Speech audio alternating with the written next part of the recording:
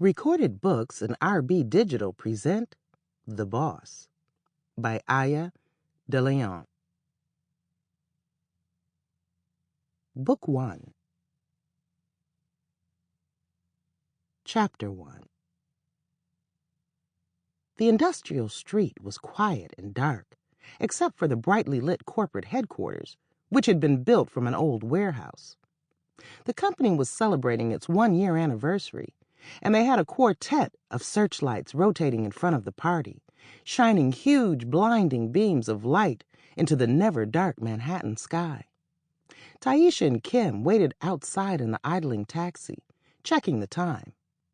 Marisol had been inside the building too long.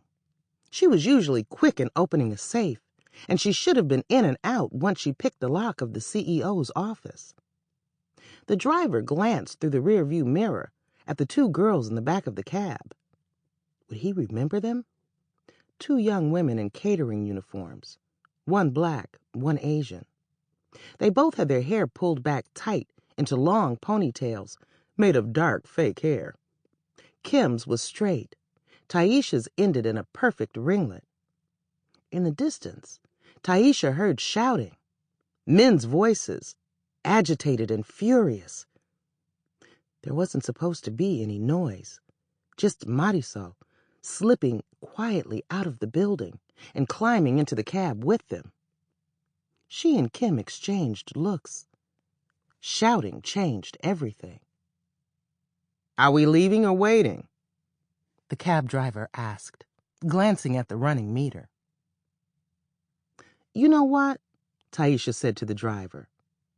"Our friend just texted that she's not ready. Let me pay you now."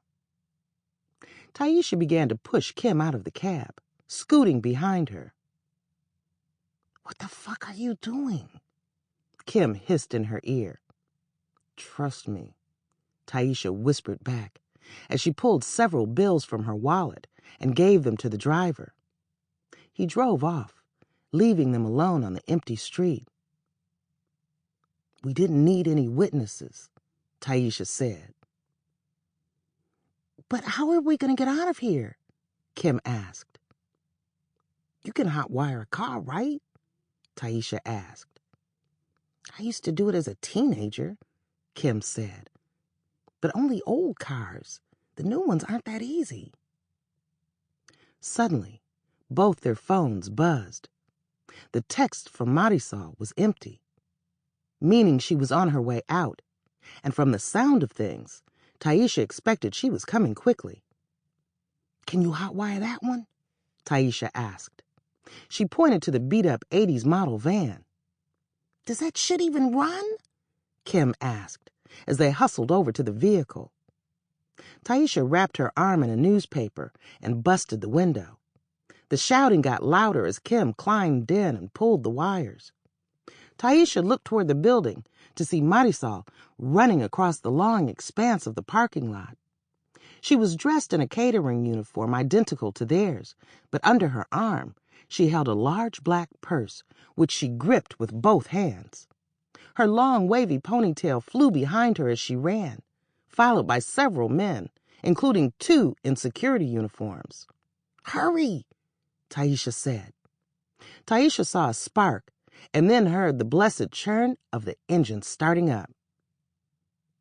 "Get over here," Kim said, climbing into the back seat. "What the fuck?" Tyesha asked. "Put the damn thing in gear." "I can't drive a stick," Kim said.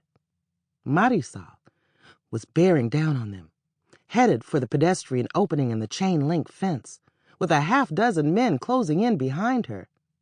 Tyesha left the front passenger door open and clambered over the stick shift to the driver's seat. She put the car in gear and engaged the clutch. Marisol flew into the vehicle, and Tyesha took off, the passenger door swinging wildly. A handful of cash bricks tumbled onto the floor of the front seat. In the rearview mirror, she could see a dark SUV pull up. The men piled into it. "This is the last," Marisol panted, "the last time I rob one of these motherfuckers at their..." Sample complete. Ready to continue?